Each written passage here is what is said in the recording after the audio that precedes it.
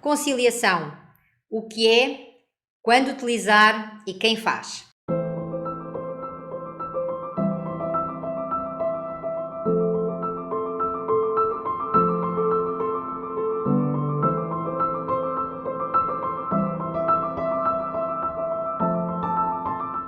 O meu nome é Dulce Nascimento, sou especialista em resolução estratégica de conflitos. Falar de conciliação implica ter uma visão geral não só da doutrina, mas daquilo que acontece ao redor do mundo. Desde logo por conta da diferença entre os sistemas jurídicos Common Law e Civil Law.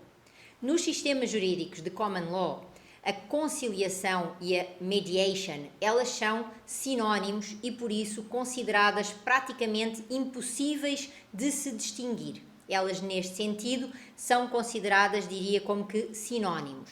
Já nos sistemas de civil law, aí a questão é diferente. Elas são consideradas atividades semelhantes à conciliação em relação à mediação, mas na maioria dos ordenamentos diverge pela circunstância de que o terceiro que faz a conciliação é o magistrado, tendo como objetivo a obtenção de um acordo.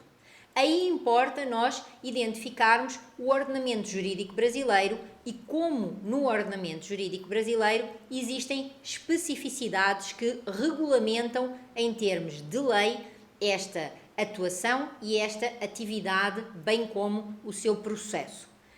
Conciliação, nesse sentido, é considerada no Brasil uma atividade com características e princípios similares aos do processo de mediação, mas diverge não só por conta da circunstância do objeto das relações que são ali trabalhadas. A conciliação no ordenamento jurídico brasileiro, ela é indicada para relações pontuais e a esse profissional que é o conciliador é atribuída uma possibilidade de maior intervenção no sentido de apresentar sugestões de resolução.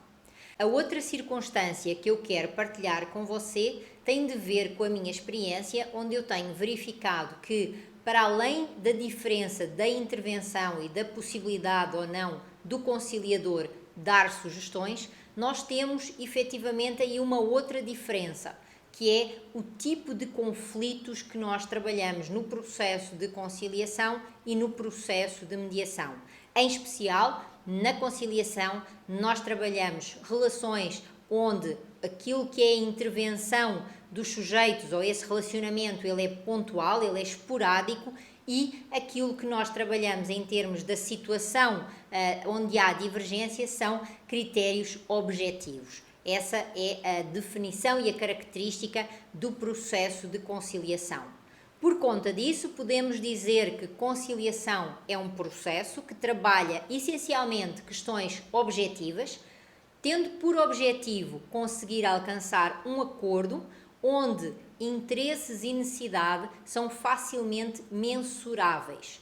Por conta disso, a conciliação ela é indicada para disputas exclusivamente materiais ou simples resolução de um facto ocorrido que é um facto pontual, um facto esporádico. Ela é eficiente quando não existe uma relação ou um relacionamento, independentemente do grau de intimidade ou de proximidade entre esses intervenientes. Por isso, o processo de conciliação, onde existe um terceiro que vai facilitar a comunicação entre as pessoas que mantêm essa relação pontual, de acordo com os seus interesses objetivos, e aí a questão de serem situações mensuráveis, e também na identificação daquilo que são as suas questões, as suas divergências, os diferentes problemas. Mas o foco e o objetivo principal de alcançar é sempre um acordo para colocar um fim rápido àquela situação. Quando utilizar o processo de conciliação? Vejam, primeiro, acordo rápido, segundo, relação pontual. Isto é, identificar-se que não existe vínculo anterior, que aquelas relações elas são esporádicas, elas são fortuitas, elas são pontuais, que os elementos que são trazidos são elementos mensuráveis, que pode ser feita uma contabilidade do mesmo, podem ser medidos, e que a solução que quer ser ali alcançada é uma solução de acordo. Esse é o foco principal da atuação e da construção. Óbvio, estando vedado qualquer tipo de constrangimento ou de intimidação. Não existe aqui uma pressão pelo acordo, mas existe sempre a intenção de que ele aconteça, e por isso esse terceiro, que é o conciliador, ele vai intervir para resolver eventuais impasses, ou também, com essa possibilidade que ele tem, até para colocar sugestões de resolução. Esse conciliador, quem é? Ele pode ser um conciliador judicial, mas ele também pode ser um conciliador privado.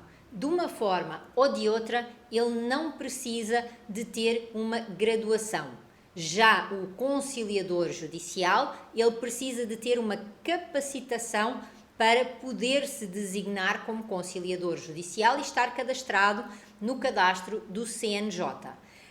Tem por função o conciliador a função de presidir essa tentativa de conciliação entre os intervenientes, e no caso do conciliador judicial, ele é considerado um auxiliar da justiça, nos exatos limites da lei. O grande objetivo do conciliador, seja ele judicial ou privado, é fazer com que os intervenientes consigam construir um acordo para que assim não haja, no caso do judicial, a continuação do conflito e de um processo do judiciário, no caso do privado, para pôr fim àquela situação e com isso os intervenientes seguirem a sua própria vida. Proposto este acordo entre os intervenientes em litígio, o conciliador ele tem essa ação de maior intervenção. Por isso, ser conciliador na atualidade dos países com modelos de civil law e regulamentação legal implica mais do que intuição ou aptidão inata.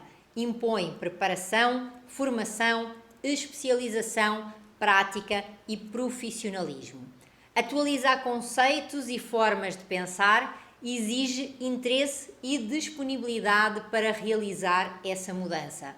Mudança que gera transformação acontece de dentro para fora.